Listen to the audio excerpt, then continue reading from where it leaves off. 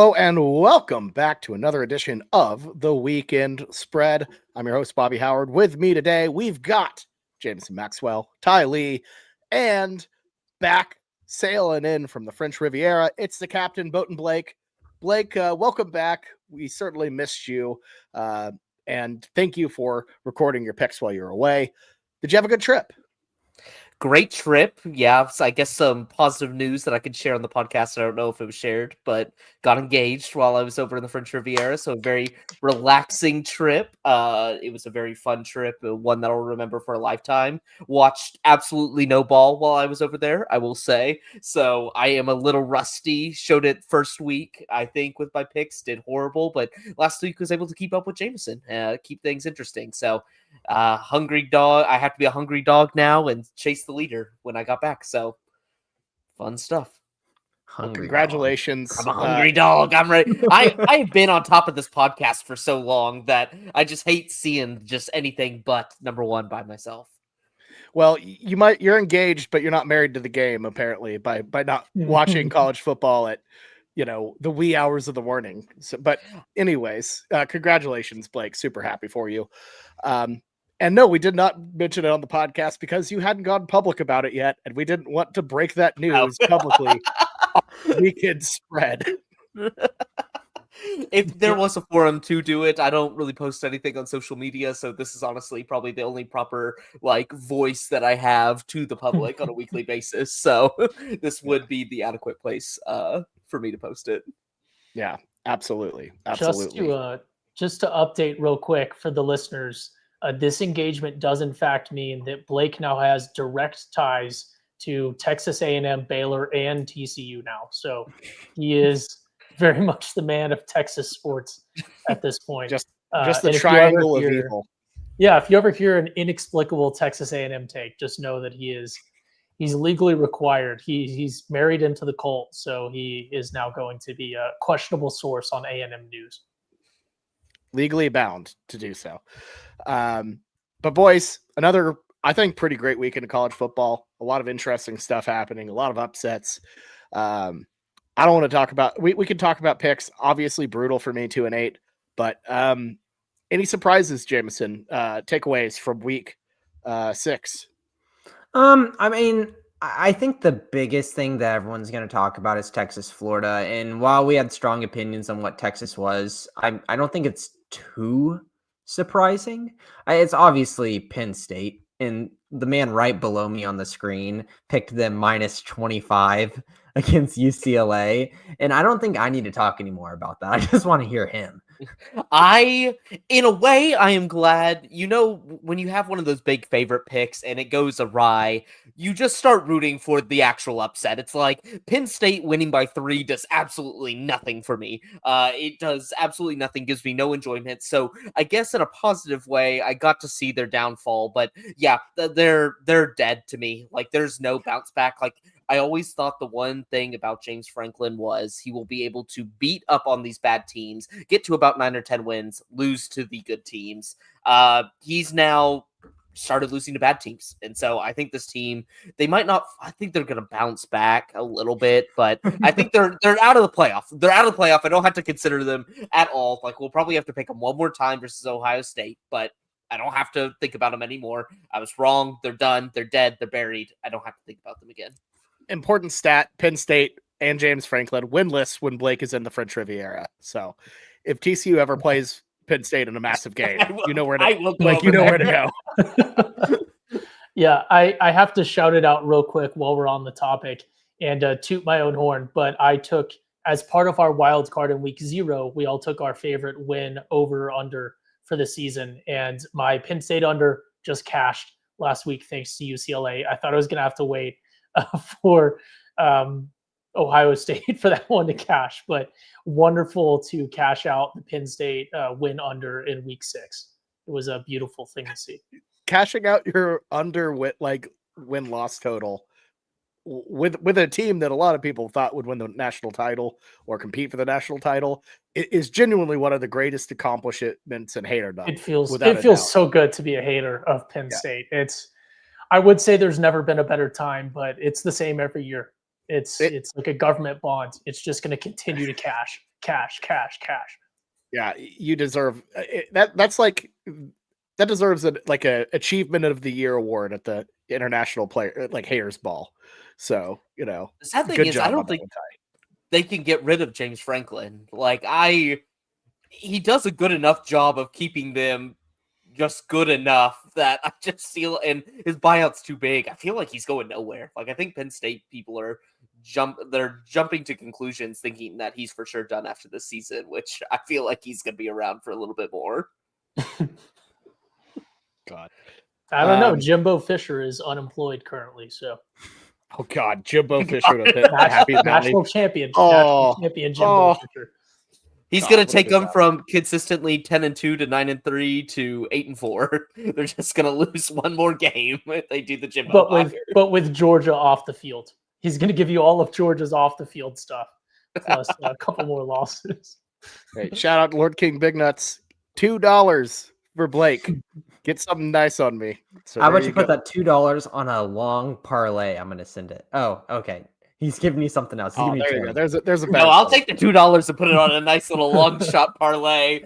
Last week, feeling myself. I did call Florida money line in our group text. I was very adamant that was going to hit, but then I also got greedy as well and started parlaying it with Rice and Houston Houston came out very flat. Houston looked really bad. Yeah, that was what I said. It was stinky. That was the stinkiest part. I like the idea of taking one of these Lord King Big Nuts donations and just putting it on a parlay, and just seeing if it hits. Everybody has to choose a dog. Yeah, I kind of like that. That'd be fun. Maybe we'll parlay our wild card or something. Yeah, but thank you as always. No. Well, you know that wouldn't work. You know that I can't have that pressure on me, Ty. I can't have that. We're gonna donate, at least be to a charity. Right, yeah, we'll give it to Wounded Warrior. But anyways, okay, so guys, before we start our picks, just wanted to shout out everyone out here for tuning in, and while you're at it, make sure to hit that subscribe button. Helps us grow, keeps this content going. We have a wealth of OU Texas content to check out right now. We've done this is our 4th podcast in 4 days.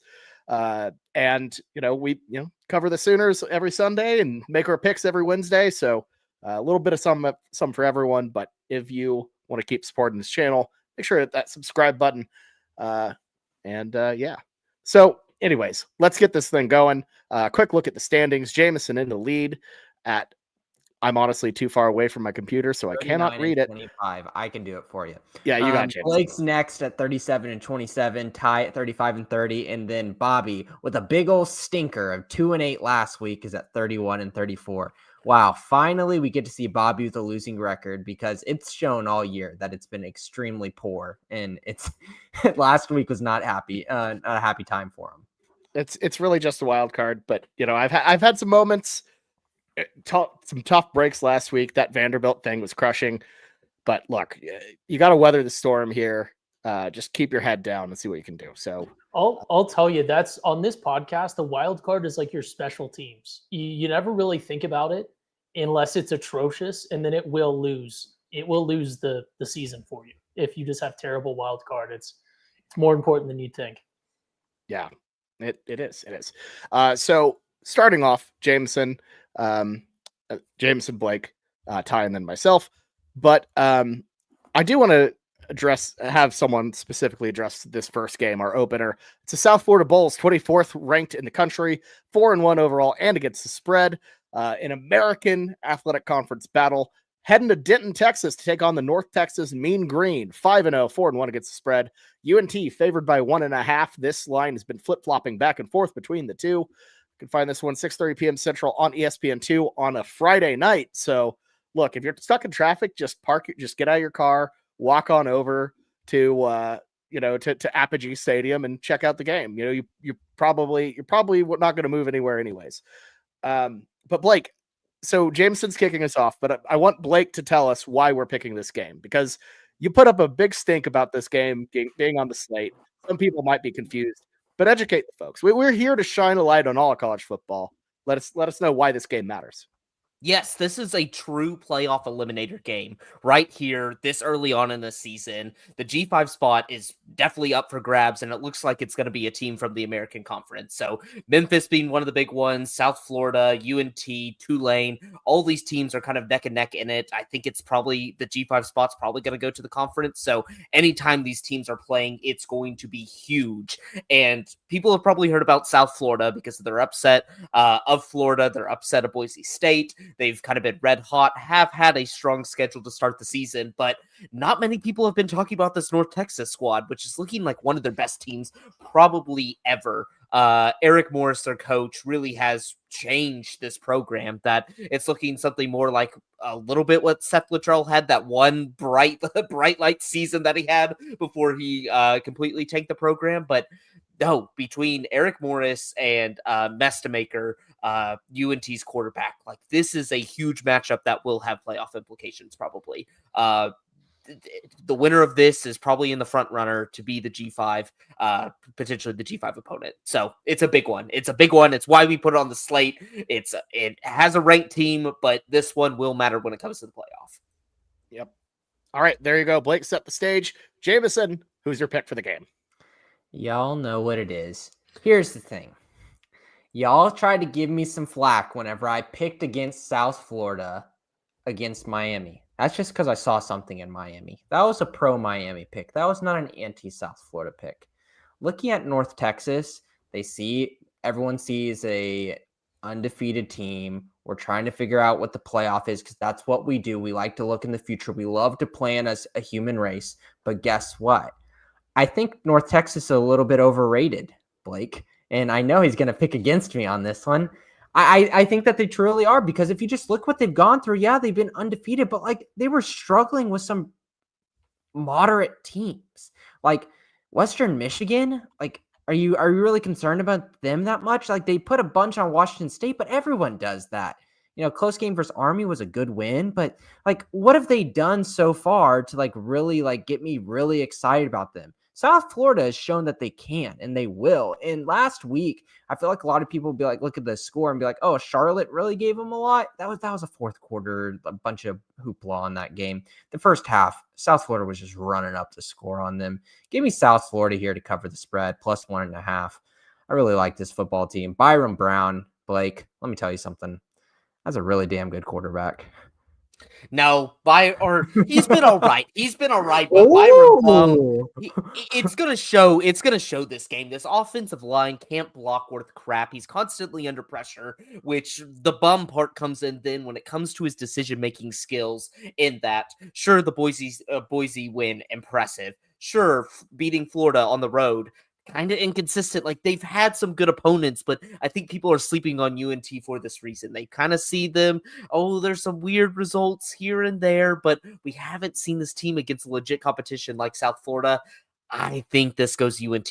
I love it. Everybody's going to be talking about Byron Bum, but he's not even the best quarterback in this matchup. Mestamaker is a star. He is a star. We're going to see the next version of Ben Arbuckle and Mestamaker next year. I think whenever some team grabs that combo up, this is looking great. I like also too UNT. Like I feel like UNT can always throw the ball. We saw it last year with Chandler Morris. We've seen it this year with Mestamaker, but they've established a little bit more of a run game this year. I think this South Florida defense is pretty susceptible. It kind of goes back and forth. It's everything about South Florida. The way you can sum up their team is volatility. They have some big plays, but they also have some huge negative plays, and it's going to bite them in the ass sometimes. And it did against Miami. Couldn't get enough consistent performance against a good team. I think it does here against North Texas as well. The TCU Stadium, or I know it's DATCU, but it's TCU Stadium, is going to be rocking on Friday night. I know in the distance that ugly multi-green Texas flag is going to be flying near the highway, but I think they tear down the goalpost. Give me North Texas. Give me North Texas. Yeah, Blake kind of alluded to it, but again, I got to shout it out. If you are a true football sicko and you are coming down from Oklahoma or somewhere north to Red River on Saturday, this kicks off at 6:30 in Denton. It is on your way. If you came down on Friday, looks like tickets are about $20 a pop right now. pull off 35 at that green eggs and ham flag and tune into this absolute sicko matchup. Who is going to win it? I do not care. I'll tell you guys that right now. I don't care. I will not be watching. But yeah, it is compelling to me that South Florida has been tested in a way that UNT hasn't. I said this yesterday because Bobby and I have now done over 5 hours of Schooner Pod this week. I said this yesterday. So if you're stuck in traffic on 35, plenty to listen to. But yesterday when we were discussing Texas with our good friend Chris Heilenstein, is when I look at that Texas team, they've lost, and I feel like I know more about them because they've lost than teams that haven't lost, and that is certainly compelling for me. But I like UNT. I like the green eggs and ham. Hell? I like the undefeated team. I like putting Jameson on a little island here. I just don't get what your talking point was. My talking point was that it would be cool to go to this game if you were driving down and wanted something to do on Friday night. You leaned Texas. South Florida positive. Okay, whatever. This is just classic Ty. Okay, I'm gonna make it pretty short and sweet with this pick. I feel like North Texas, I feel like this is a situation where everyone looked at this and they're like, oh, well, they're undefeated. They're at home. It's a Friday night. Oh, UNT's the move. Last time we saw South Florida, they got their ass beat. Yeah, they got their ass beat to a really, really good Miami team that I think is the best in the country. I think South Florida, to me, obviously road tested. You won a game in the swamp. This little spot in Denton isn't really going to do much. I like Byron Brown and South Florida to just get a big win here, establish themselves again at the top of the American Conference, and further set you up towards what should be a massive showdown with Memphis coming up here in a couple weeks. You hear that, Blake? Are you getting scared that college football knower Bobby picked South Florida? Hey, we got the classic me and Ty on UNT. So what did you want me to do, Jameson? Did you want me to put you on an island? I didn't want to be. Come on. I want you to pick whatever your heart desires, and we can move on from this because I know you don't like talking about this game. I had a bad week. It's fine. We're moving on. Head down. All right, moving on to our next game. It's the 15th ranked Michigan Wolverines, who are 4-1, 2-3 against the spread, heading to the Coliseum to take on the USC Trojans, 4-1 and 2-3 against the spread. Trojans favored by 2.5 at home. You can find this one 6:30 p.m. Central on NBC. Look, I'm not really sure why USC is favored here. I was not very impressed with them in their trip to Illinois. I get that I think they're better than I think we thought entering the year, but I don't think I think people are still undervaluing Michigan a bit. Jameson and I have talked about this on the show that what? No, Jameson, hear me out. Let me actually tell you what we've talked about, Blake. Jameson and I have talked about on the show that this Michigan team is a lot better than the Michigan team we saw in Norman. They've improved. Bryce Underwood looks better. And to me, I feel like this is a situation that's not going to be an overall difficult place to play. You'll have a lot of Michigan grads in that crowd. It's going to be not exactly an intimidating environment in the Coliseum. I think Michigan, really shows out here. USC struggles with more physical teams. Give me the Wolverines plus 2.5 on the road. Yeah, look, here's the thing. It is an absolutely sad state of affairs that the Michigan Wolverines, a team that won the national championship only 2 years ago, thanks to the valiant efforts of a good friend of the pods, Connor Stallions, who we support fully. It's a sad state of affairs that they are now relegated to playing in a community-owned park in front of a handful of people, because that's who's going to be in the stadium, and most of them in blue. Go blue. Give me the Wolverines against Lincoln Riley and the frauds that are the Trojans. This is just a disgusting matchup to be occurring as a conference matchup. They're going to try to hype this up with some like Rose Bowl nostalgia. Don't listen to them. That's disgusting.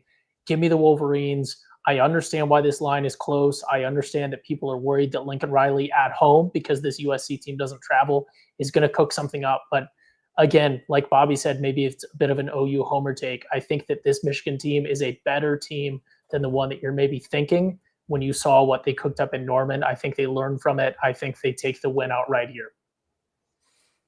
Yeah, they might be slightly better, but they're not that great. They really aren't. Like last week, I watched some of that Wisconsin game. This offense still can't move the ball, and Wisconsin's a pretty dismal team. Like just not putting up impressive performances. Like I think Nebraska, yes, but also I have questions still about Nebraska. It's just the thing about this Michigan team is I think they have a great defense. They can lean on that. It's going to keep the games close because of that, but I just can't trust that offense to reliably move the ball. They should have blown out this Wisconsin team. This Wisconsin team is not good. They're about to fire their head coach and just beat them 24-10. Bryce Underwood, like he's still young. I think this USC team, like they had an unfortunate travel to Illinois, loses that one, but I think it's looked pretty good this year. Like that offense is humming like a Lincoln Riley offense has in the past, and the defense isn't miserable. Like I think it's still like a top 40, top 30 defense in the nation, which is like all Lincoln Riley really needs. And so I am going to take USC minus the 2.5. I think these cross-country travels always it seems like in the Big Ten screws over the team that's traveling. So USC will get screwed over again at some point this season. But yeah, I just think USC is the better team. I think they're the better coach team as well. Better offense, not as good defense, but I still think that's enough. They win by at least 3. I got to say real quick, when Blake said that this is averaging like the Lincoln Riley offenses of old, that did not pass the here test for me. But yeah, they're averaging almost 49 points a game. So say what you will about their schedule. We're in week 7. So they're moving the ball. Fair. Like yeah, it looks good. Will it beat good opponents? I don't know, but I really don't think this Michigan team's that good. They're too one-dimensional on just having good defense, and yeah, I just don't trust them. So give me USC. I appreciate the shout out, Bobby. I have said that Michigan is a much better team than they were in Norman. But everything's relative, and I don't think they're that substantial enough to beat this USC team. I think the Illinois game is really going to pump them down a lot. But whenever it comes down to from watching that game, like there's every season, I try not to look at stats too much, but like I'll have a feel about certain guys whenever I watch them, be like, that guy's a dude, and I think that guy's going to be a really good player on Sundays. And Mekhi Lemon for them is really damn good. Like former OU recruit, and this guy just was a ball hawk, and whenever he got the ball, he was making good catches. He's fast. The guy's really, really special. I think Maeva and Mekhi Lemon can put up a lot of points. And what I did see, and I watched the whole Wisconsin-Michigan game, Michigan showed some good stuff, but they sputtered a lot. There was a lot of sputtering, and I think that could really make them vulnerable in a game like this. I really like USC. Hey, I'm okay with being on an island here. I'm fine with that. You're with Ty. You're with Ty. Oh, I'm with Ty. I'm sorry. Let's move on to our next game. Another game in the Big 12 or Big 10. Sorry, massive battle here. The 7th ranked Indiana Hoosiers, 5-0, 3-2 against the spread, heading to Eugene to take on the Oregon Ducks, 3rd in the country, 5-0, 4-1 against the spread. Oregon favored by 7.5 here at home. You can find this one 2:30 p.m. Central on CBS. Jameson, who do you like? Yeah, Indiana at home, cool. Indiana on the road still hasn't shown it. That Iowa game just was not it. It was just not it. I was expecting more, and I understand there was a 7.5 point spread, and other than a last second safety due to clock management, it made it a 5-point game. So it was close to what Vegas thought. I just wasn't very, very happy with the product that I saw on the field with Indiana. I thought their offense was going to be more explosive, was going to give Iowa more fits. I didn't see that. Oregon, on the other hand, I feel like it's a team that in terms of giving people fits at home and getting out early, that's what they've done. 7.5, don't be scared of it. I'm going to pick Oregon. Yeah, this one's kind of a tricky one for me because I generally do kind of agree with what Jameson's saying. It's like, I don't know what to trust about this Indiana team because like really our sample size was last year. We saw them just kind of float through an easy schedule. And then the moment they hit a good opponent, they basically folded immediately in the playoffs. And in the regular season, it was like the only good opponents they played were their losses. But this year's Indiana team feels a little different. I know they had the win versus Illinois, like an absolute blowout win. a little concerning last week on the road at Iowa, but Mendoza's like a legit NFL QB type of guy, like a QB prospect. Like this Indiana team, I think, is significantly better than they were last year, which is wild to say, thinking that was going to be kind of like Indiana's like kind of a TCU-esque run, even though TCU's had multiple runs, but like in a sense of they kind of had the formulation of everything come together one year and then they will never be able to replicate that. It seems like this team's a lot better. And so I feel like teams are, I think Oregon's going to win, but I feel like teams are doubting Indiana enough from like the public side of things that I'm going to take the 7.5 with the hook with Indiana. I just feel like they keep it close enough. I think this team's good enough to keep it close. I don't see a situation in which they win, but I just think this number's a little too juiced and people aren't respecting Indiana just enough. Yeah, I'm with Blake on the number for sure. This screams 6.5 point spread as kind of large, and really 5.5 I think is more of a reasonable. But we're not bookmakers here. I gotta say, like it's go Birds. It's go Birds all the way. I understand that's not an Oregon chant, but the Duckies are vibing. It's yes, there is potential for hangover coming off of such a big win, but this is your homecoming game. This is the way that college football is right now. And yes, Oregon has a 3 next to their name. Yes, Oregon is constantly shoved down your throats if you're not an Oregon fan or you don't like Oregon and you question why they're constantly being promoted in the media for what they've done in college football, and that's really just lose big games if you really look at it. I understand that. But in college football right now, I really think that you have to chain it together. You can be the same way we talk about how you can have a loss or two. To have a real reputation as a team, you have to chain together a couple big wins. Unless you're a group of 5 team and you cook up a big upset, if you're a Power 4 team, you can't have one big signature win. You have to continue to chain them together. And I think Oregon realizes that. I am hoping that this is a homecoming-like game for them and they stay on the gas. That's been a problem with Dan Lanning teams. I'll tell you that right now. It was a problem at Penn State. They could have won that one by multiple touchdowns, and they let off the gas and were celebrating like fools, being led by their coach, who was leading the celebrations and letting off the gas. It's wild to see. Would love to see some maturity there. But yeah, for me, Duckies -7.5 all the way. They were when I was on the spot and was just being kind of goofy, I did pick them to win the national championship this year. So hopefully, if they're going to win the national championship, they can make it through Indiana. So go ahead and give me Duckies -7.5 at home, 12:30 game. Glad I'm going to get a chance. Well, 2:30 game Central, I guess, but glad I'm going to get a chance to watch some of this. I'm very excited, and I hope the Duckies come out swinging. A Chrysler 300 looks like a Phantom until a Phantom pulls up.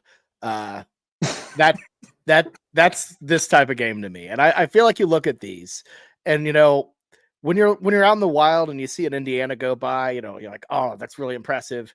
They beat Illinois. They could be a contender. They could be a contender. This could be legit. But the second you roll into Eugene and you see that Nike money, those phantoms out there, that's the second you realize that this Indiana team, while good, isn't on that level. This Oregon team, to me, is a national championship type caliber team, especially at home. If this game was in Bloomington, I think it would be a flip. I'd probably be on Indiana here. I'd consider Indiana a lot stronger, but I just think Oregon is just a step beyond them. I think Dan Lanning is absolutely crazy in how he motivates his guys, how he wants to just step on their throats in terms of pregame stuff. To me, I feel like Oregon gets a good win here. I think it's going to be comfortable. I like the Ducks here to cover the 7.5. I get the hook, a little spooky, but I feel like to me that this Oregon team is just on a different caliber than Indiana, who, like the Hoosiers can still make the playoffs, but they're not going to win a national championship. I think the Ducks could win a national championship. Bobby, that was an amazing intro line and delivered amazingly. That's just, you think your Scat Pack's cool till a Hellcat rolls up. You like it. You like a corn dog till a Fletcher's corny dog rolls up. Exactly. That's what that was. Yeah. Exactly. All right, let's move on to our next game. It's the South Carolina Gamecocks, 3-2 overall and against the spread, fighting for their lives in Death Valley against the 11th ranked LSU Tigers, 4-1, 2-3 against the spread. LSU favored by 9.5. You can find this one 6:45 p.m. Central on the SEC network. Weird. Like, this is a weird game to me because I feel like even though LSU is 4-1 and, South Carolina has been in a state of disaster, this feels like a game that both teams desperately need to win. Brian Kelly, kind of hot seat adjacent after that loss to Ole Miss. They have not looked very good recently. And that being said, neither is South Carolina. The 9.5 feels a little high. I'm tempted to go with Carolina to slop it up a little bit, but I just feel like this is a situation where I don't think Lenora Sellers can do enough to pull you out of a win in Death Valley at night. Like that is a tough position to be in. I like LSU to just skirt by and cover the 9.5 here. I don't love it though, just because I could see this game being a total just mess of a train wreck. But the Tigers are on a bye, are fresh off of a bye week. South Carolina might also be off of a bye week. Yes, I'm they not are. sure. They are. Well, I like Brian Kelly. I don't want to say it, but I like Brian Kelly off of a bye week more than I like Shane Beamer off a bye. I just think he has more to work with. So, because I think South Carolina at this point is clearly Lenora Sellers, please save us. And that's kind of the best you could do. Just chuck it up to Nick Harbor and hope it works. I think LSU does have some stuff they can work on, some stuff they can figure out, can try to unlock the running game. There are some levers to attempt to pull there with LSU. I think that bye week is going to be more beneficial to them than it is South Carolina. I'm going to go, like I said, LSU squeaks out the 9.5, but this is going to be a sweater for sure. Yeah. I'll say a couple things. One, if you've ever listened to Brian Kelly speak, just like normally, you'd believe he's maybe off a bye, but that's neither here nor there for this podcast. I think South Carolina is probably where they need to be. I think they maybe had an outlier season last season. And this is not to disrespect Coach Beamer. I love Coach Beamer. We all big fans of Coach Beamer on this pod, I'm pretty sure. But it's still South Carolina. And look, I love South Carolina too, but it's just it's a small market in a big pond of college football and in the SEC. And I think they punched above their weight last season, and that kind of drove some expectations. They have some good talent that's driving some expectations. I think LSU is the one that's off of where they're supposed to be. A lot of people obviously had them much higher than this. And obviously they got cut up a little bit with Trinidad Chambly in Oxford. But LSU has the talent. They just need to put it together. And I really like a 9.5 point line in a game where this LSU team now feels a little backed into a corner. You're telling me I get them in Death Valley at night against an opponent that is beatable, but one that's still going to get the crowd fired up and in their seats. I love that. I love LSU minus 9.5 in this one. I've been wrong about this LSU team before. I got the Ole Miss one wrong, but I have been right about some of the stuff that they can do. Go back and watch my boy Nick Anderson. That touchdown against Ole Miss was tremendous. LSU has talent, and frankly, they have a ton of depth, a rare amount of depth in college football in 2025. I love 9.5 because I love LSU's ability to continue to put points on the board, even if they back it off a little bit because of the depth on their roster.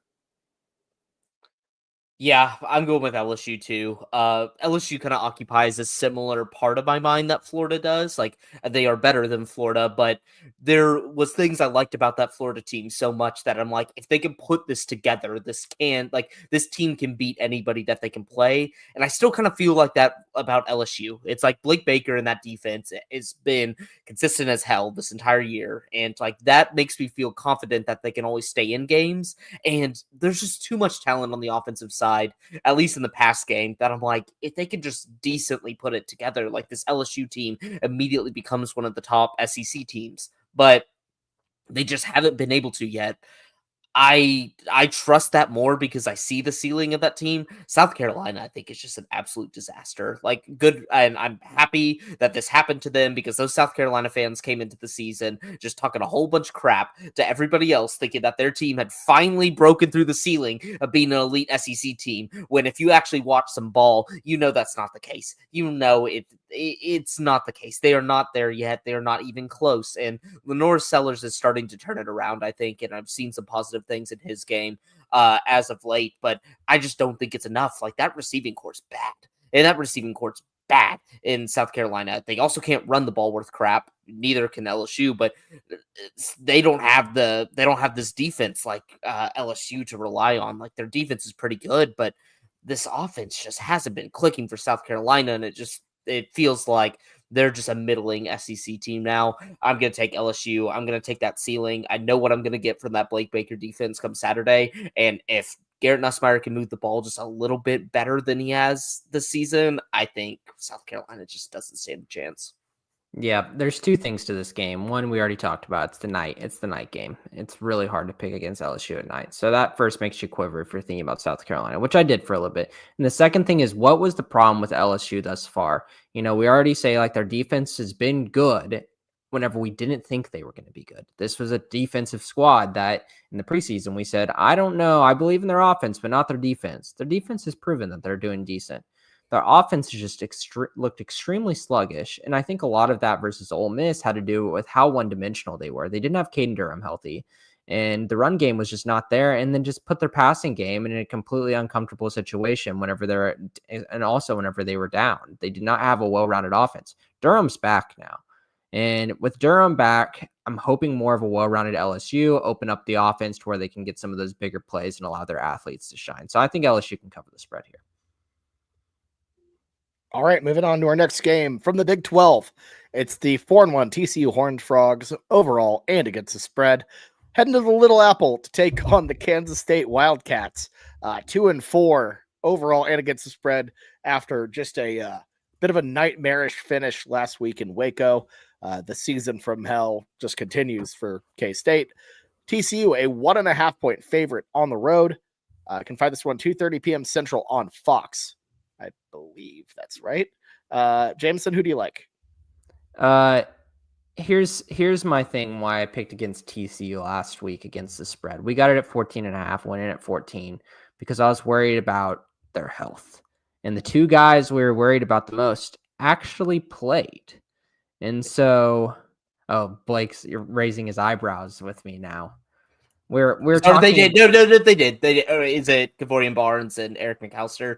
Yes. Okay. So, doing the eye test, or McAllister played fantastic. Yeah. So looking at the eye test, I think the most important thing is how can McAllister play? Because whenever you give Hoover a guy that can get open and can be a guy in the passing attack, that's where they're going to shine. Like, and K-State's defense did not show to stop Sawyer Robertson last game. And so if you can give Hoover the right targets, I feel like he can do well. Kavorian Barnes played. They gave him a 16 carries confident enough in his health. So that tells me going into this game that I'm hoping that they still feel confident enough to where he can go out and do better than 48 yards. That's all that I needed to hear for me to pick TCU in this game, because I think Hoover should be able to throw the ball, get McAllister the ball, and at least pick apart Kansas State's defense to the point where I think this is going to be a high-scoring game. It's going to be dicey, but I think that they can win it at the end. Yeah, this is definitely a game that just kind of worries me. I know Kansas State has just kind of had a free fall, has been in a free fall this year, but they actually played pretty decent against Baylor last week, and it seems like they're kind of turning it around a little bit to be like not to say an elite Big 12 team, but enough that's going to be threatening teams down the road. And TCU just has like so many question marks for me right now. Is like we lost our offensive line has just been god awful. Has basically gotten zero run push. It's like Kavorian Barnes, even after last week, it's like I'm not even worried about who's being the running back because we just can't get enough of a run push for anybody to even just get the ball consistently up the field in the run game. So we're basically a pass-only team. It's the only thing our offensive line hasn't even done a good job at it, but like enough pass protection for Josh Hoover to get the ball out. But even then, that's been rough. And then also, too, like something last week, I knew our kicker was out, and I thought our backup kicker would be good enough that at least for some of the chip shotty type field goals, it's like we're not going to go out there and try to hit a 50 or a high 40-yard field goal. But he missed one from like 25 or something like that to start the game. So we are exclusively a 4-down team when it comes to like when we're in enemy territory. Like we are going for it almost every time. Like that's how we got the backdoor cover last week. Was people were like, why is it TCU sitting out their field goal unit to kick like a 30-something yarder to just to ice the game? Because we don't trust him. Like we would rather go 4th and 6 with Josh Hoover out there than trust our kicking game. So there's a lot of suspect stuff. I'm still going to go with the Frogs because I just think Bryles has done a fantastic job in the past game this year. Like he's just done a fantastic job. Eric McAllister is just another TCU major hit on a receiver. We have like Josh Hoover, I think got it to 7 or 8 guys last week. The past game still makes me feel confident, keeps us in games. So I'm going to go TCU. This team worries me. It's without the good offensive line play, we can't be elite. This is the same thing that got me picking Colorado. I mean, I was picking Colorado either way, but made me feel good about it. And now I feel like y'all two coming up. A hedging Blake on TCU is a rare Blake. He usually hedges a lot, but not. It's just the offensive line, like you can't deny it. Like even the most optimistic fans, like it's been bad. It's been really, really bad. We're gonna fire our offensive line coach easily by the end of the season. Like it's been that bad. Yeah, here's my thing. One, I love TCU. I just love the purple. I love I'll pick teams that I just like because of their what about the other graphic purple? Come on, design and stuff. No, they have a crappy purple. K-State doesn't. Yeah, the purple Cowboys just doesn't do it. And I was born into Cowboys fandom. Unfortunately, I know I've told you that story, Jameson. I have like baby stuff with Cowboys on it. Like it's traumatic for me to see. It's like I am like a recovering Cowboys fan, so I like escaped the Colts. So it's traumatic for me. It's triggering to me, to use the millennial word, I suppose, to see that. Whereas TCU, obviously, I wish they would return to the spikies on the collar, but the helmets, the chrome helmets and stuff. Anyways, I've seen this TCU team play. They looked unbelievable. They looked very, very good. Hoover looked like a legitimate Heisman contender the first part of that game at ASU before. Unfortunately, ASU just fortunately, unfortunately, depending on where you stand, ASU came back and won that just amazing game, crazy game. But I like what I see from TCU, and I feel like it has constantly been consistent. Even in that ASU game, you can look back and point to key guys getting injured. You know, some of Hoover's, I forget the guy's name, but the star receiver, Blake, can you fill me in? McAllister. Yeah, they got hurt, I think late in the third, maybe early in the fourth. And that was, crippling to that TCU team. I think my Sun Devils Forks Up would have won either way. But if you have a TCU team firing on all cylinders, I'm not worried about what KSU is doing. I think TCU is still really well coached. They have the talent. I love a Frogs team when they're scrappy. And this is not scrappy Frogs of the national championship run, but they have that scrap to them. I like Hoover. I like his mentality. I like what I see from him in interviews. I like what I've seen from him on the field. I like what I've seen from him sort of on the field, but off the field, getting to see him in person in between the commercial breaks and getting to watch him because I was interested in him and seeing the way he interacts with the coaches and the other players on the sidelines. I'm all in on Hoover. So go ahead and give me the Frogs minus 1.5. Obviously won't be watching this one as an OU fan, but give me the Frogs to take home a dub in Manhattan, Kansas, not Manhattan, New York. If you were curious. We need OU Texas. As a personal gripe, this is why we need OU Texas at 11 a.m. It made the football day so much better. I mean, I love OU Texas at 11 a.m., but, I guess that makes sense just because it was kind of the kickoff of the day. The only good 11 a.m. kickoff there's ever been. Yes. Yep. I actually agree with that because It was the that's only something that 11 a.m. game I was excited to like get up for every single time. It was always, they would never put anything against it. It would always be single, like it was the screen. And I just like feels like by putting it in 2:30 kind of murks it up a little bit, that there might be a game or two that you would actually want to watch, when in the past it was just like it was the game regardless of how good the team was. That's a bit of a crazy implication that people are going to want to watch 2 and Yeah. 4 K-State and TCU. right. Well, the problem is there's Oregon and Indiana at the same time slot. Yeah. Yeah. Like that's the real like murky deal. This is only for a man. This game will only be viewed by a human being who has 3 TVs. You know, whoever would do that, Or who wears purple, or who wears purple, or a TCU fan. K-State fans might have given up by now, which kind of brings me to my point. This K-State team, I feel like, has to be kind of dead at this point. I know they keep trying, but at some point it's got to kind of give out. And to me, I think this TCU team they're better. They've been pissing me off the past 2 weeks with that Colorado game and then the infamous Arizona State game.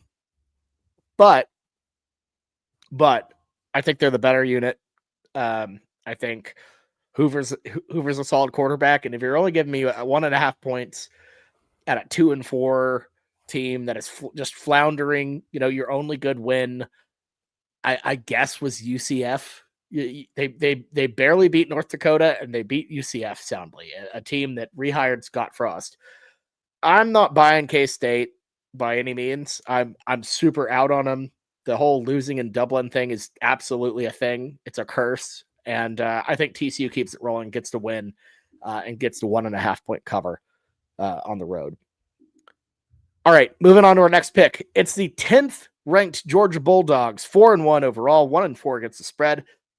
Heading to Jordan-Hare to take on the Auburn Tigers, 3-2 overall and against the spread in the Deep South's oldest rivalry. Georgia, a 3.5 point favorite on the road. I'm squinting at that. I know that's right, but that feels a little wild. Find this one 6:30 p.m. Central on ABC. Did you say 8? Wait, what? I think you said 8. Is it really 8? Did I get this wrong? No. No, what? It's not 8. It's what are y'all talking 3.5. about? What are you talking about? I said It's Georgia. a 3.5 point spread. It's at 6:30. I don't know what's going on here. We can just. Yeah, I could have sworn you said 8. I could have sworn you said 8 point spread. I have no idea. Anyways, I tell you, I could definitely see this being a spot where Georgia has a letdown. They do not look like the Kirby Smart teams of old. But this Auburn team is just teetering on the edge of just collapse. And even though the Georgia defensive line isn't what they used to be, not on that same tier, Jackson Arnold and that Auburn offense is pitiful. And I don't know how much Jordan-Hare is gonna change that. I like Georgia minus 3.5. I don't love it. I think they definitely have the edge overall. They have the edge in the rivalry. I could definitely see this being an upset, but like a lot would have to change, and I just am not betting that it will. So I'm gonna go with the Dogs minus 3.5 here. Ty, who do you like? Yeah, for me, I just have to go with the Dogs here. I feel like Auburn, again, tremendous talent across the board on that team. You've seen it if you're an OU fan and you watch that game. Legitimately some of the best receivers in college football, a tremendous D-line, a quarterback that, again, and I said this when he was at OU as well, has tremendous potential.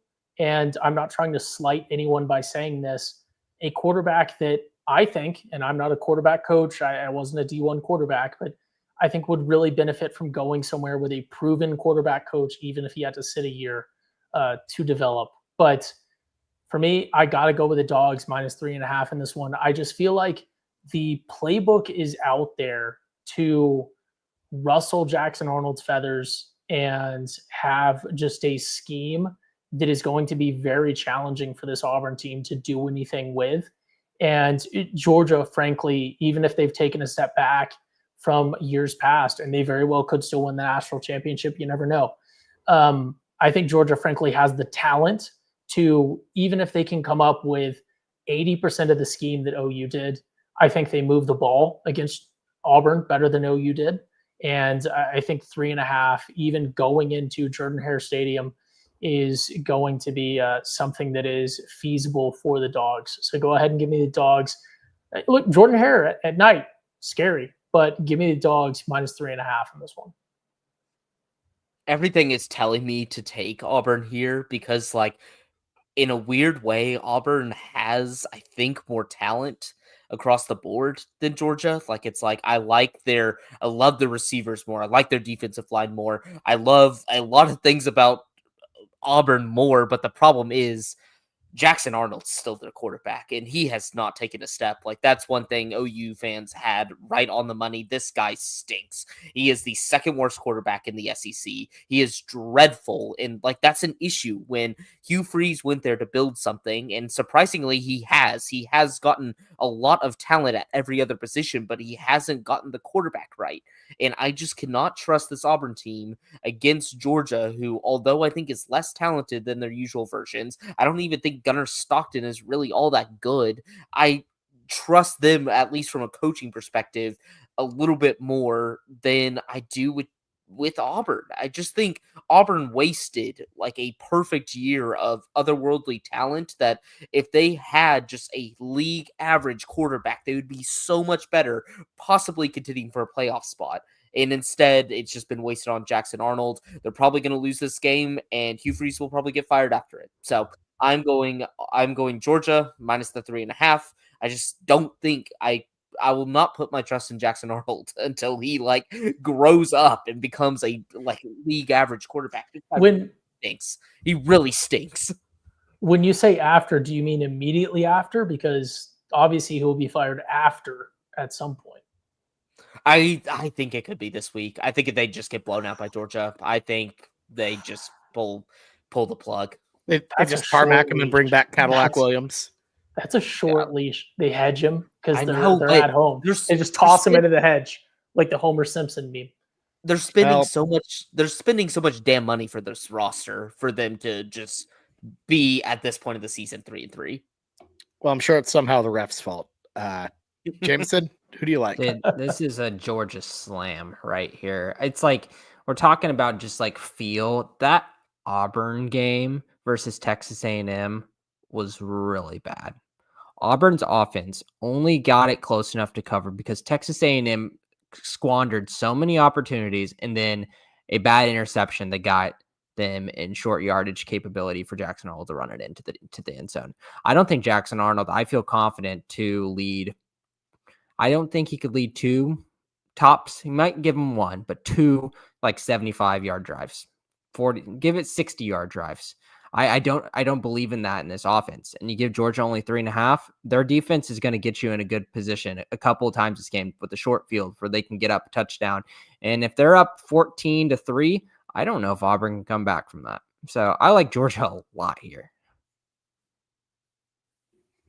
All right, it is a sweep for the Georgia Bulldogs. Moving on to our next game, we've got the Arizona State Sun Devils, 21st in the country, 4-1 and 3-2 against the spread, heading to Rice-Eccles Stadium to take on the Utah Utes, 4-1 overall and against the spread. Utah favored by 5.5. You can find this one 9:15 p.m. Central on ESPN. Might be a tough one for some of you. Look, this is a proper sickos challenge if you're actually going to OU Texas. If you spend an entire day frying in like in the fairgrounds, you go out, like if you find a way to like finish this game, you're a true college football trooper right there. James said, who do you like? Against Blake, I'm picking the Utes here. I'm going Utah.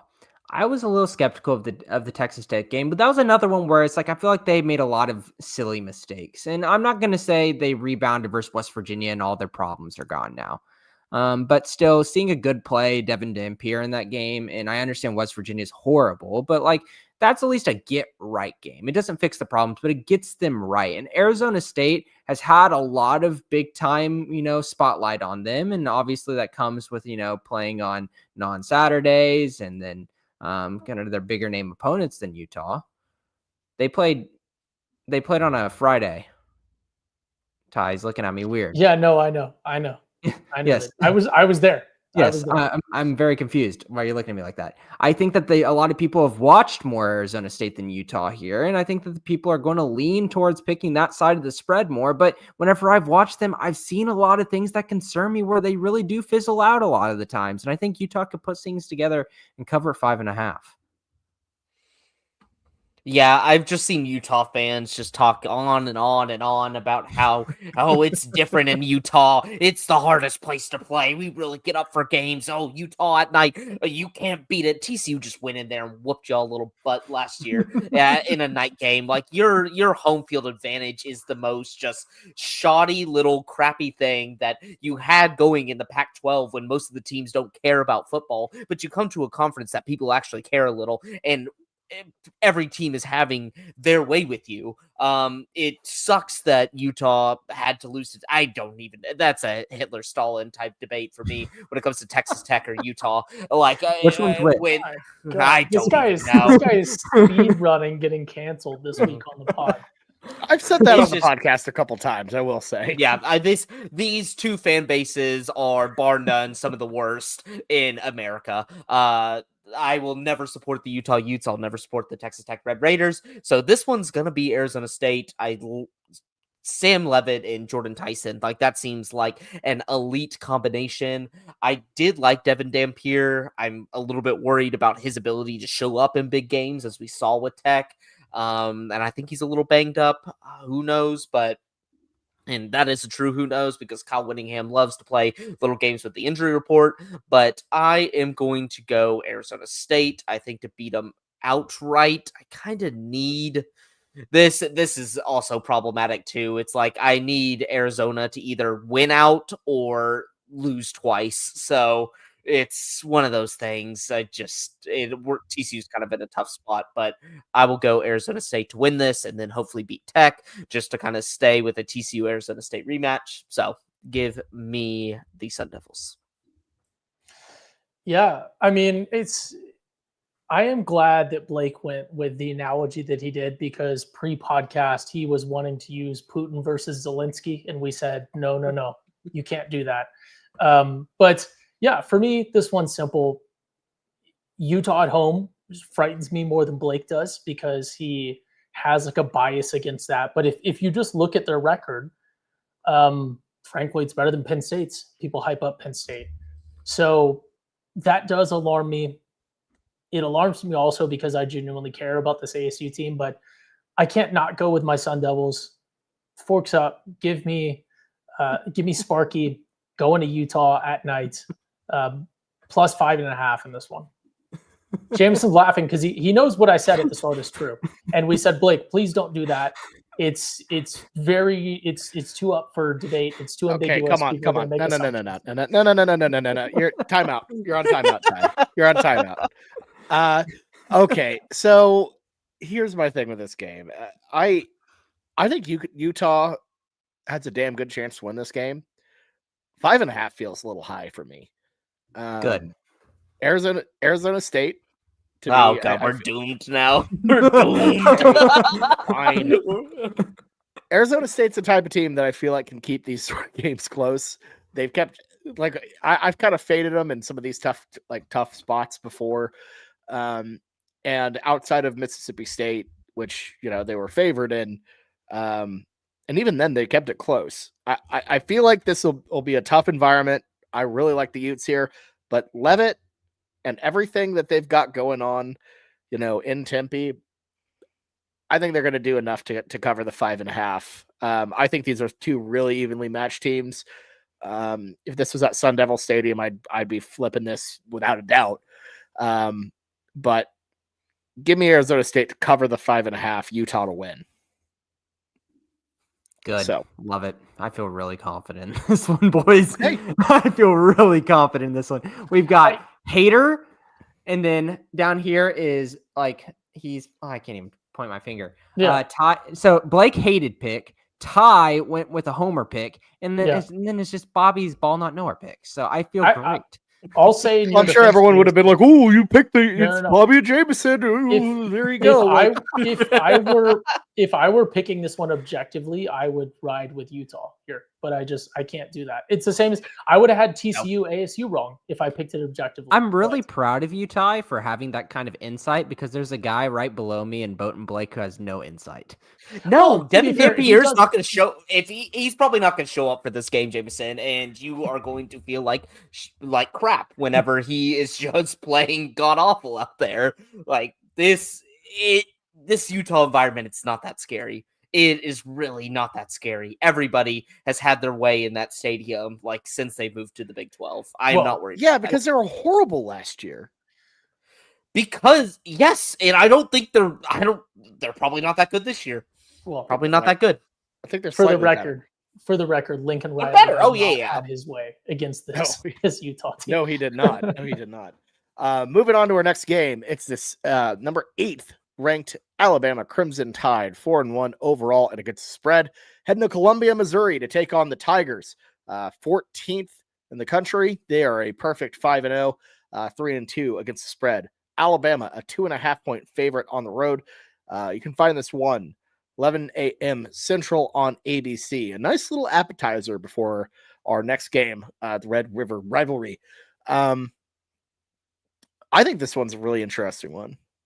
I think Missouri's better than people thought ahead of the year. Of course, they've looked pretty impressive this year. And if they didn't have that number next to their name, I would say that this is a perfect Kalen DeBoer meltdown situation where they overlook Missouri and fall apart. Or if Florida State didn't happen, I would be picking Missouri. I think we have a bit of revisionist history when it comes to that Kansas game because one, I think we thought that Kansas team was a lot better than they are.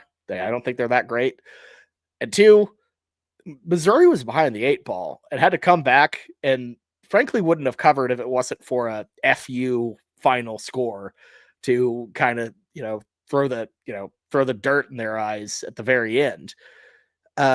This Alabama team, and I know Ty's going to go on a, Kalen DeBall not know our rant or something. This Alabama team, to me, I think they've kind of snapped into like this kill mode. I think DeBoer's finally figured out how to motivate his team. I think they're going to win this one on the road 2.5.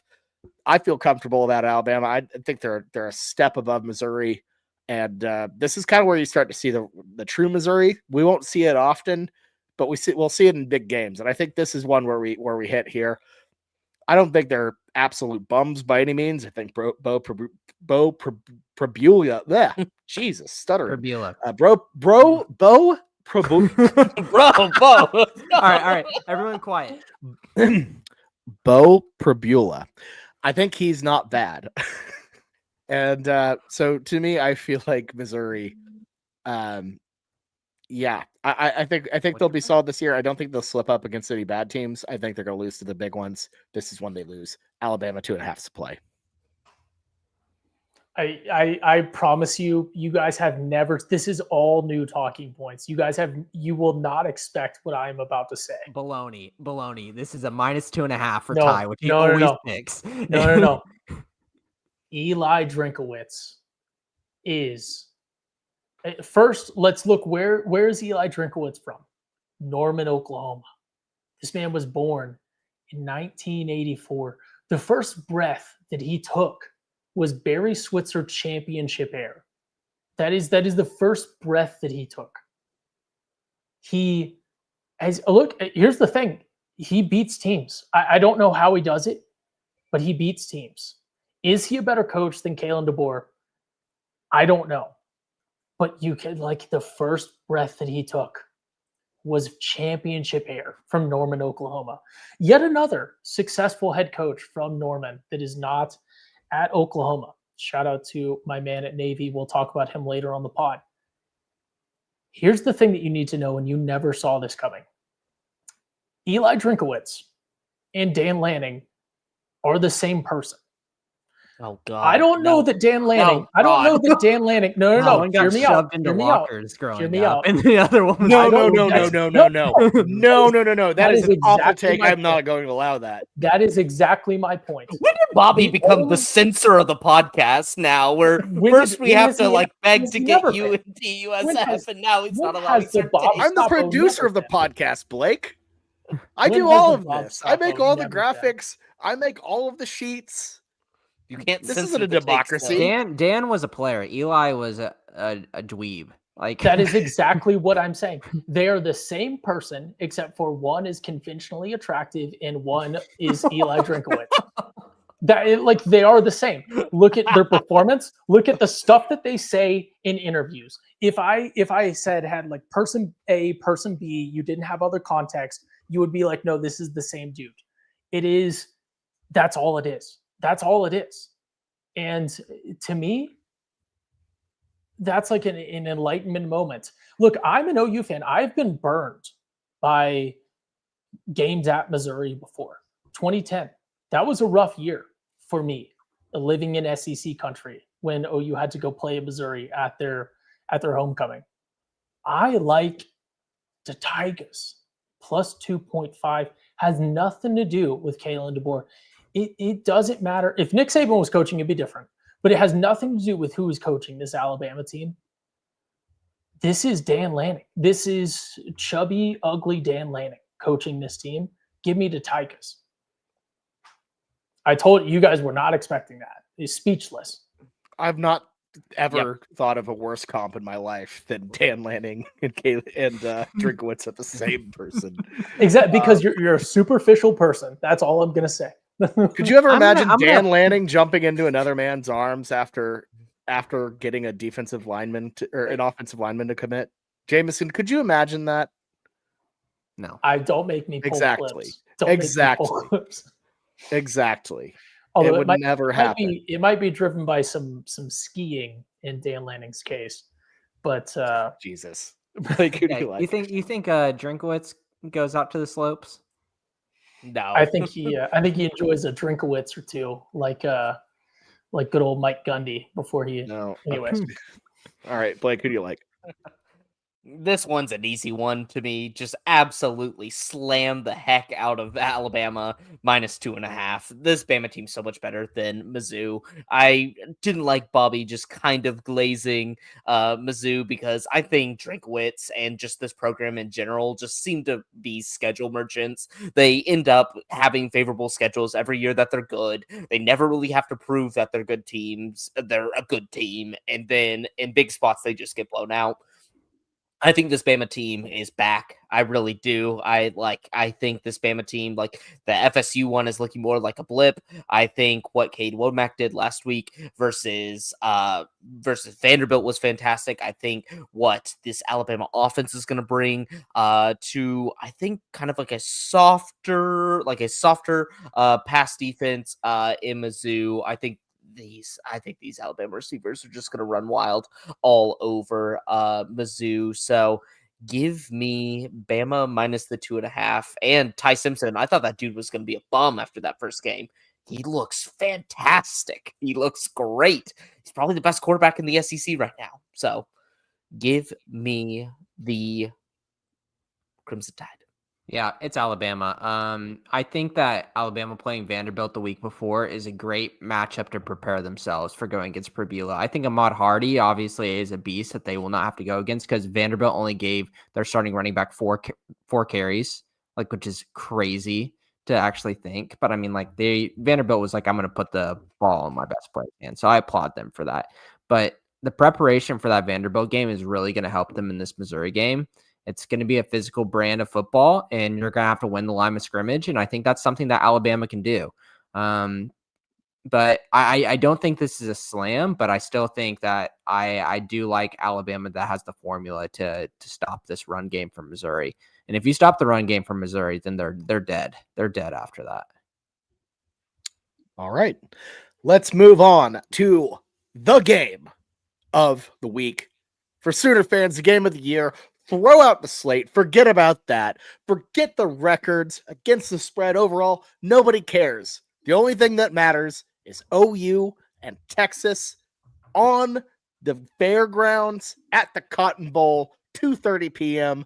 This one we're calling a pick'em. It's ABC. You got to watch this one. It's the greatest game in college football, the greatest rivalry in college football, and frankly, it's a game that it could go either way. It's a proper toss-up. Both of these teams in really intense situations. Because here's the thing, Texas, they're fighting to keep their playoff hopes alive. Any shred of that, OU, a win here.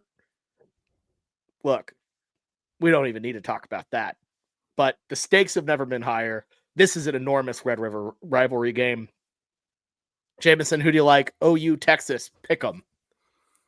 So I will say, looking at Mateer's injury, which has been the biggest thing that everyone's been talking around the country in Oklahoma, is kind of the linchpin here in terms of the pick. I was skeptical because you do not expect a thumb fracture and where it was to recover that quickly. But whenever you go off to Dr. Shin and he does his special procedure and you can see that he only has like a soft brace and a Band-Aid on it afterwards, you start to think he did something that's really unique to allow for a quicker return. In Oklahoma, I think it's going to start Mateer, just from reading all the tea leaves. Every single, person has been saying it in the media that it's likely going to be Mateer if he goes well, and they're putting it behind closed doors. They're going to the indoor facilities every single time because they want to play the strategy of it, because they know that he's out there and he's practicing. It's straight up. And I think that if you had a guy that was a little bit iffy in terms of his competitive ability, and he was out there and maybe he wasn't 100% throwing the ball, he might tell the coaches, hey, I don't know if I'm there yet. Maybe I'm not ready yet. My grip strength isn't there, which I can guarantee you Mateer's grip strength is not going to be there yet. That's not Mateer.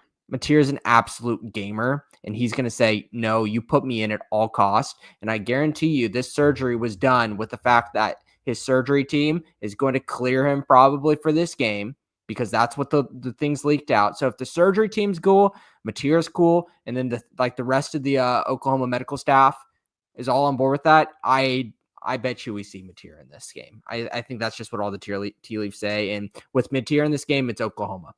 With Hawkins out there, I'm picking Texas because I think that what we saw from Hawkins in that Kent State game, there's a lot of things that I'm nervous about as him as a thrower, and I'm scared that Texas defense can really make our offense one-dimensional, put us in really, really bad situations.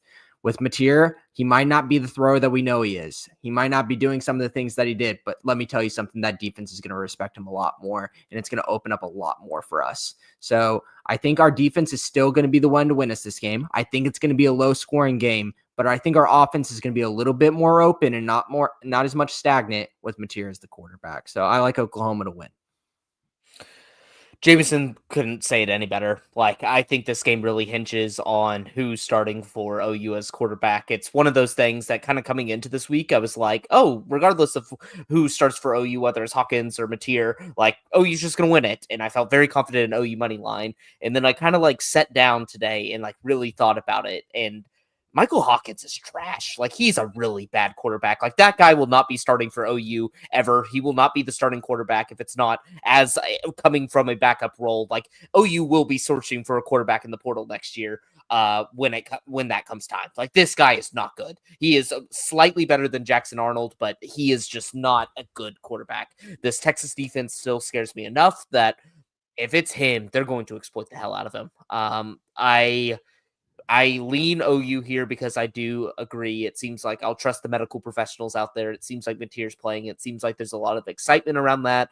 But yeah, I think this one's going to be a lot closer than I previously thought. I originally thought OU would run away regardless.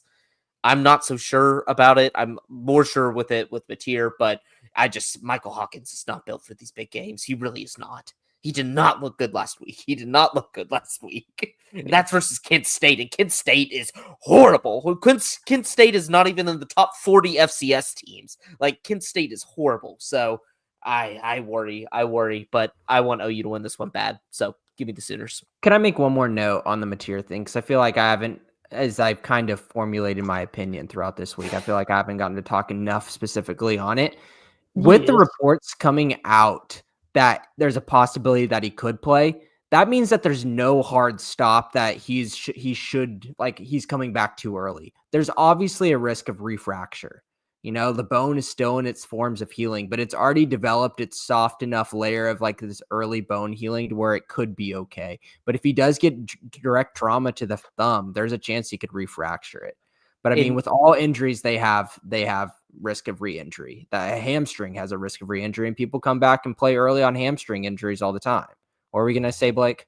I guess I was going to pose a question to the OU fans. Is the re-injury risk worth it at the end of the day? Because I know this is the biggest rivalry game, but is it worth potentially derailing your season for a game like this? I know it's the biggest rival. It's the biggest rival, but at the same time, it's like a close loss with your backup quarterback, and the eyes of committee isn't going to ding OU at the end of the day if Mateer comes back and they just run away. Like, it's hard to exactly say and quantify the risk because I don't know the exact kind of procedure that he had on it, but just researching Dr. Shin online and figuring out what it is, if it is one type of procedure, like we talked about in that podcast when we first broke it down, the mini tightrope, that's like that kind of essentially just lassos the bone together, anchors it together, and doesn't put in like a plate or or any kind of screw or pins, that kind of allows the body to, not heal faster. It just dampens down the healing process to where you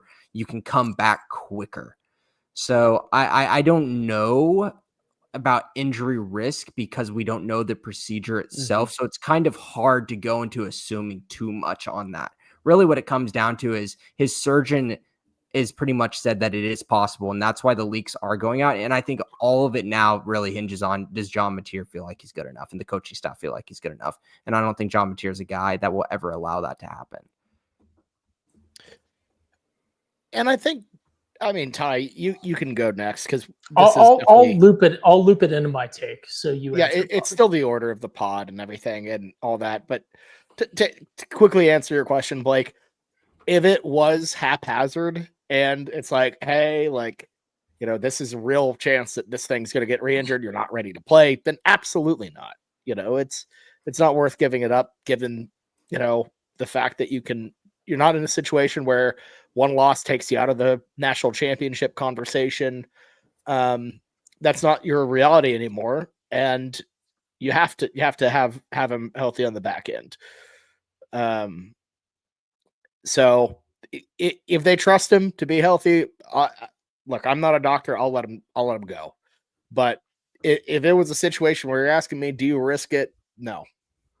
Ty? It's the only way that he's like going to get hurt. It's like direct trauma back to again, and it's a refracture. So it's not like for example, like re-injury risk of some soft tissue thing. You could just take a wrong step and all of a sudden you have a step back. So I mean, the coaching staff could very well just change their scheme and just take him out of high pressure situations where you're going to get hit in the right thumb. And to be honest with you, like the majority of those thumb injuries are whenever you're throwing under pressure. So like you throw and you throw directly into the defender's helmet. You see that all the time with people. Like Jaron Kanik misses a block, you throw it right into a defender. You throw your thumb right into a defender. So I wouldn't be surprised at all if we don't put as much into like rollouts. We keep them in the pocket. We try to keep things a little bit more not as funky. Quick, fast, less slow development. Mm-hmm. Yeah. Ty? Yeah, first, let me say I would gladly come on the pod and say that I am a doctor. If we were in Oklahoma, it's only a misdemeanor there. But as I am in Arizona, it is a felony. So I will not be claiming to be a doctor for the bit. Just to get that out of the way. Shout out to I'm what sure would be litigator of your the pod. doctor? But we'll save that for later. But first take on this is one, shout out to Bobby. I've always said that this podcast is his baby, and he puts so much passion into this for y'all, the viewers and the listeners. And he and I have now done over 5 hours on this game. Some stuff on the food, some stuff on the game from an OU perspective, some stuff on the game from a Texas perspective. yesterday, and then now our pick 'em pod. So I just want to give a thanks to Bobby for putting this all together as he has for years and years. He really does drive this pod. Going on from there, I think, again, shout out the fair food. If you didn't tune into our 2-hour pod, I promise it's worth skimming, especially the ends when we get into a very heated debate about beans and cornbread. But if you're at the fair, Crepes and Company, the Texan crepe, sounded so good to me.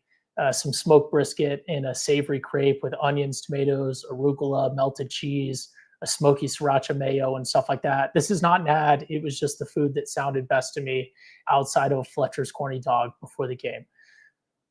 As for the game, here's the thing you guys need to know about this John Mateer injury and this Dr. Shin thing. And this is not from a medical perspective. This is from an advertising perspective. If you have any sense of media literacy, you will in fact know that John Mateer was never injured. And instead of throwing money at John Mateer for NIL, Dr. Shin has cleverly cooked up a brilliant advertising campaign where we fake an injury from John Mateer, and then we fake some sort of novel surgery, and then he can be the hero. Like, think about all the ESPN, all the talking heads that have been talking about this. The stuff you can do with $1 million in advertising is way better than Let's not let him go off on this. Do not do NIL. All right. Anyways, is it an ad? I don't know. That's my professional medical opinion. Is it an ad? I don't know, but that cannot be discounted. So, and it would not be sort of immoral to do that in ad. But I think, for me, to answer Blake's question, all bits aside, frankly, if this OU team were the team that I thought it was preseason, and I was not big on OU, I thought we would be lucky to win 4 games because I was so out on Brent Venables. If we were the OU team that had already lost a game or that wasn't doing great this season, I would say play John Mateer. The only thing that matters is beating Texas. But there's 2 very important things. One, I think OU wins this game. I legitimately think OU wins this game with Michael Hawkins Jr. at quarterback. Arch is that bad. Arch is that bad under pressure. OU is the best defense that Texas has faced yet and maybe will face. I think OU wins this game either way. So for me, if John Mateer is a questionable, and if there is any risk of re-injury, for me, this OU team is playing for more than this. And I would rather preserve a guy that many think is a Heisman favorite or could at least be in the ceremony. I would rather preserve him for games like going to Tennessee, going to Alabama, like LSU to end the season. We got to face Ole Miss in Norman. Like, we have so many. Going to South Carolina is not an easy task. So I would much rather preserve Mateer for that. But for me, and I already kind of revealed it, give me OU no matter what. I'm never going to pick OU in the Red. Like, I'm never going to not pick OU in the Red River game. So go ahead and give me OU. And just to clarify, I'm not sure if we mentioned this, but as of time of recording, you will find this sort of either way on different books. Some books have OU favored. Some books have Texas favored as of evening on Wednesday. That's why we've gone with a pick 'em. If you're listening to this on like Friday driving down and it's gone big one way, that's why we've chosen this. But yeah, go ahead. Give me the Sooners, horns down all day. A moment. I would like for y'all to observe the thumbnail for the weekend spread this week, just in case you haven't seen it. You see that player on the right? That's not John Mateer. That is not Michael Hawkins Jr. That is our Mason Thomas. Because what people have been thinking about with this game has very much been about the quarterbacks, and I totally get that. The sport is a very quarterback-focused deal. Hell, whenever I put these thumbnails together, it's quarterback versus quarterback. 2 players that never see each other on the football field, like ever. And to me, this game is about Oklahoma's defense more than anything. Jameson said a lot of this. Ty has said some of this. It's about who can manage the game better, who can manage the stress, the chaos, the just madness of the Cotton Bowl. It's an insane game. It's like we say it's like no other game. It really is, like no other game. You talk about the fair, all of the stuff surrounding it. You never talk about what happens in that bowl, what that's like. Most neutral site games, you split it, down the middle where it's sideline to sideline. The half and half is something that's real. The momentum is something that's palpable. You don't feel a momentum change when you like cut it the other way. Like you almost travel to the other team's stadium, depending on where you're at. And to me, momentum is such a massive deal that, especially given what we've heard about Mateer, I think one of two things happens. Mateer's back, plays conservatively because of the thumb, short passes, bit more of a game manager role. That's great. Or you have Michael Hawkins come in, and I think you tell him to essentially play more of a game manager role. The worst scenario we saw with him was in South Carolina last year, where he was doing way, way, way, way, way too much. I think to me, this defense is at a different level. It is, and Texas's offense, especially the offensive line, has diminished so significantly that they can make these game-breaking, game-changing plays where the offense just needs to be decent to beat Texas. Because I think OU's defense is at a level that it can truly just punish Arch Manning, punish the Texas offense in a way that creates havoc, creates momentum-changing plays. And, when you get your dauber down in this game, that's when you've lost. When things start to get bad, that's when you've lost. I think this is going to be a battle. I think OU does enough to win this ball game. There was something Josh Pate said on his prediction. He said something to the effect of Texas needs this one and OU doesn't. What? Josh Pate also said, I feel like I'm the authority on this game. And now, look, I love Pate. I listen to him a ton. You can't say you're the authority on OU Texas if you think that OU doesn't care about this one. If you think that OU doesn't need this one. Everything in our blood, everything in our DNA, from the moment you're born as a Sooner to the moment you die, you care about winning this damn game. This game will never be some sort of, other mark on the schedule, just a stopping point on the way to other SEC glory. That'll never happen, especially when they have that damn golden hat on that side of the river. It belongs in Norman, and the Sooners are going to get it back. So I think OU goes all the way out. They win this ball game. I think it's going to be an absolute fight, one for the ages. The hype, the 4 podcasts we've done around this game, I'm telling you, this game deserves it. And it's going to be a reminder to America why this is the greatest game in college football. Dare I say American sports. Ty? Bobby, before we run into the weekend spread, can I just shout out real quick? Again, friend of the pod and Texas alum, Chris, who Bobby and I did a pod with yesterday. I would definitely recommend tuning into it. As a Texas fan and Texas homer, we had him pick this game as well at the end of that pod, and I would like to shout it out here. Both of his scenarios for this game had OU winning by double digits as scenarios that he thought were realistic. So tune into that pod to see what they were. But sample size of 1, Texas fans have also, and he's an OU hater. Texas fans have also seen the light, I suppose. That doesn't sound right, but they're not hopeful. That's how pessimistic they are. Yeah, they're very pessimistic. We're nervous right now. They're nervous and pessimistic. So I don't think there's a lot of Oklahoma fans out there that are too pessimistic. Yeah. It's going to make for an interesting environment. No, it's if you told people preseason that Red River would feature a top 10 team who was struggling because their star quarterback was out, and then a team with 2 losses who was hoping to be the scrappy underdog, everyone in the world would say, oh yeah, OU's the 2-loss team and Arch is hurt and Texas is undefeated and hoping to scrape by with a backup. That's not the case. Yeah, it's truly wild how it all panned out, but we'll see. All right, now time for our this week. It's our second favorite pick of the week. Why are the brakes working? Because I cut the brakes! Wild card, bitches! Yeah! What?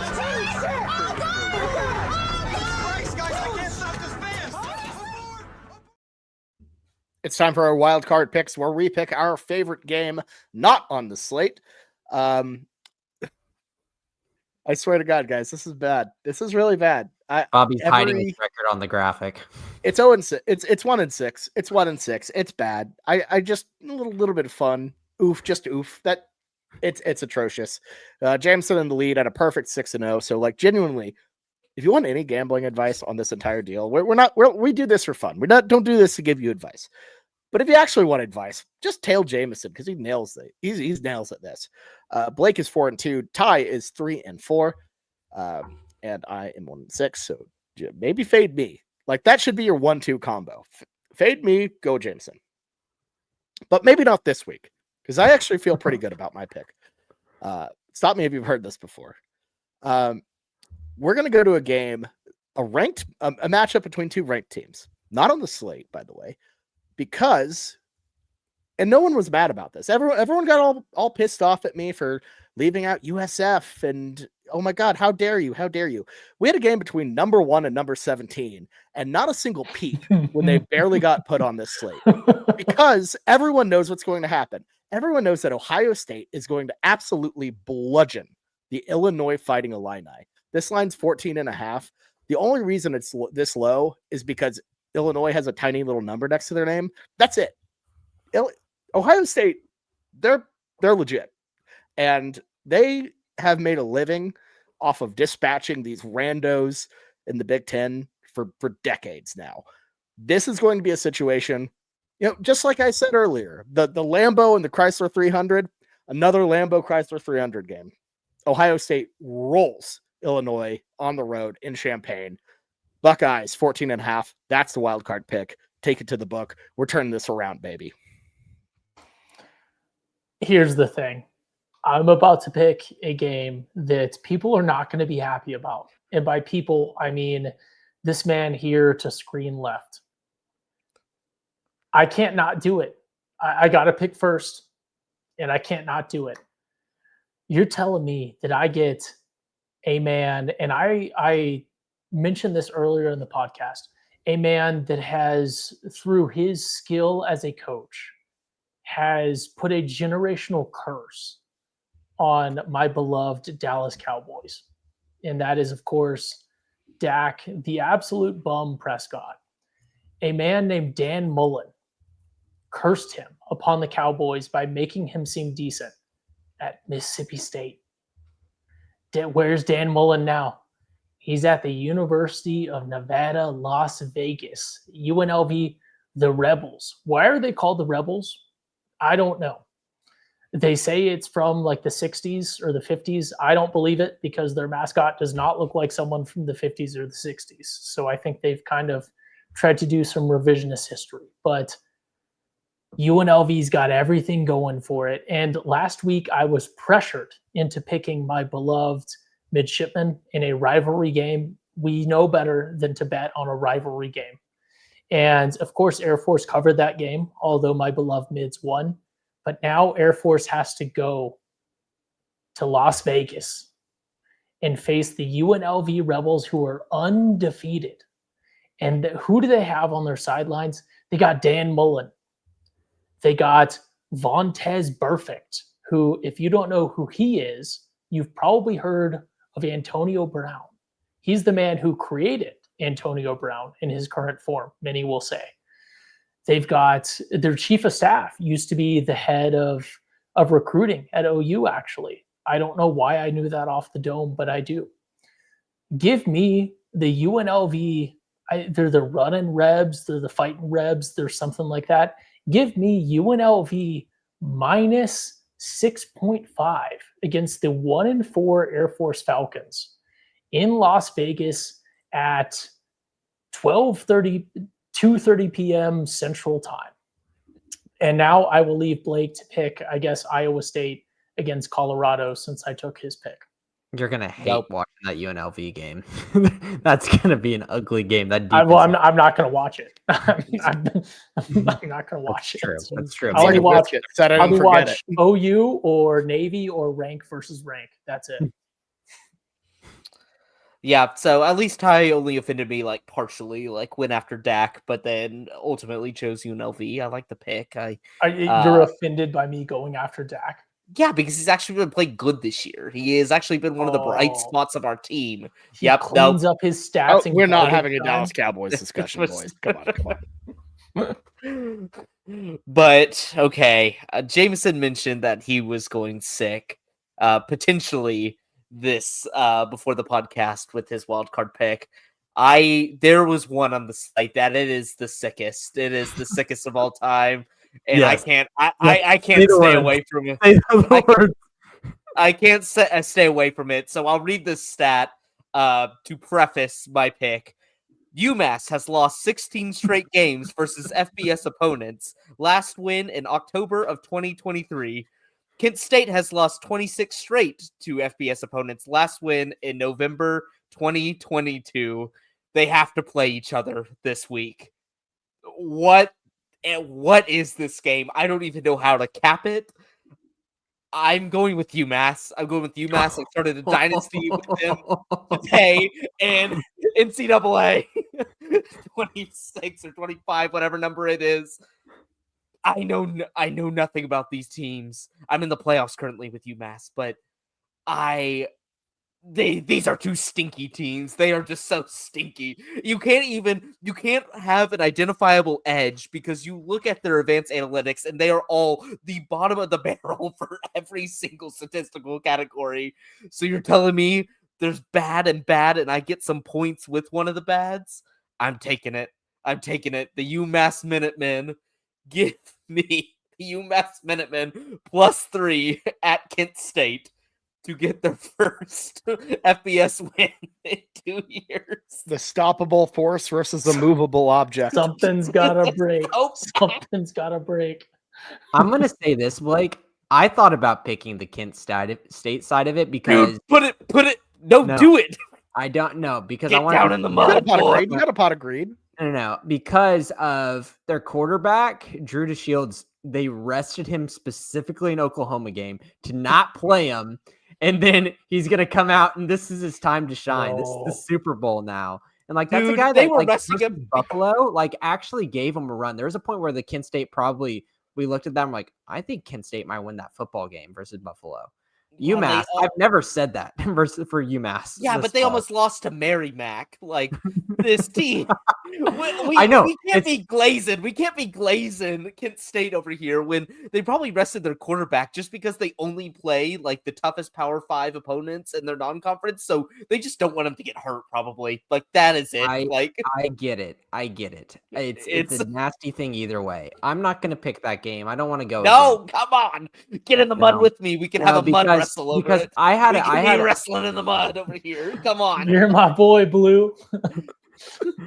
I had something on this slate that I just looked at and it just made no sense. And I'm like, this is the smart pick here. And do I want to go and pick Kent State and be fun? Yes. That'd be fun. No. dude. And I also thought about picking against Hawaii on island and picking Utah State to cover with Bryson Barnes and co.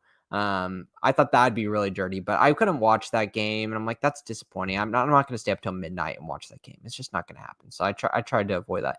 But there's one on here that it's like it just makes so much sense, and I just don't understand this line. Why the hell is Clemson only a 13.5-point favorite versus Boston College? Why in the hell? Did anyone see what Boston College did versus Pittsburgh last week? Pittsburgh, a team that has been inconsistent. We know that they had talent. Started a freshman in his first game out there. A team that struggled and lost West Virginia and lost 48-7 versus Pittsburgh. And then they go against Clemson, who, if they wanted to put their foot off the gas, they could have beaten UNC by 60. I just don't understand what the 13.5 here is. I think Clemson could just destroy Boston College. What is the argument here? I understand they're at home, but who cares? It's Clemson. This is a 7:30 kick. That's a slot that I can watch it. I just do not understand this line in the slightest. I want to keep on riding why the analytics are hating on Clemson for their beginning of the year. This is classic Clemson where they recuperate and they get back into business. Give me Clemson big here at 13.5. This is second week in a row I'm doing it. All right. Good deal. All right, folks, that's all we have for this week of the weekend spread. Honestly, really good picks. Really, this is going to be a fun one. All of the weeks of college football this year have been super fun. This is going to be no exception. I truly believe that. And next week we have some pretty good ones as well. Just a little cursory look at week 8. You got Louisville at Miami, LSU at Vanderbilt. That should probably be a ranked matchup as well. Texas Tech, Arizona State. That'll be intriguing. You got the Battle of the Bones with Memphis and UAB. That's not going to be on the slate, but I just wanted to mention it. One of the best rivalry trophies. Tennessee, Alabama, always a fun one. You got the Holy War with Utah and BYU. USC, Notre Dame on the slate as well. And then, of course, you got Oklahoma traveling to South Carolina for an early 11 a.m. kickoff Central Time. So plenty of good games next week, but as we all know, it's all about Red River. It's all about this awesome week 7 slate. Any final words before we wrap this up, boys? Nope. Ty? Let's do it, boys. I have a quick question. You mentioned some of the games next week, and then you mentioned some good ones. Can you mention some of the good ones next week? Oh, come on now. Are we that spoiled? We kind of are this season. I also miss Ole Miss Georgia this season. Yeah, we kind of are this season. But yeah, it's great season to be a fan. Yep. Horns down. Yep. It's a great one. Tennessee, Alabama is going to be a lot of fun. So good. Y'all, thank you all so much for your time this week. Genuinely, Jameson, Ty, Bowden Blake has been on 2 pods. This is like a rare week where we get double Bowden Blake. So I really appreciate your time and effort, Ty, especially for, completing the sweep with me on this one. Genuinely appreciate all of the work y'all do for this show. Look, it's small effort, small team, but we do this for the love of the game. We enjoy it. If y'all enjoy this, make sure to subscribe, like this YouTube video, or just tell a friend if you enjoyed it. So all of that sort of stuff really helps keep us going, because it's for the love of the game, all of that. But anytime you can be like, see someone who actually likes what you did, that just feels damn good. It feels damn good. But anyways, I hope all of y'all have a fantastic OU Texas weekend, whether you're watching the game in the Cotton Bowl or, staying at home, maybe making a nice pot of beanless chili.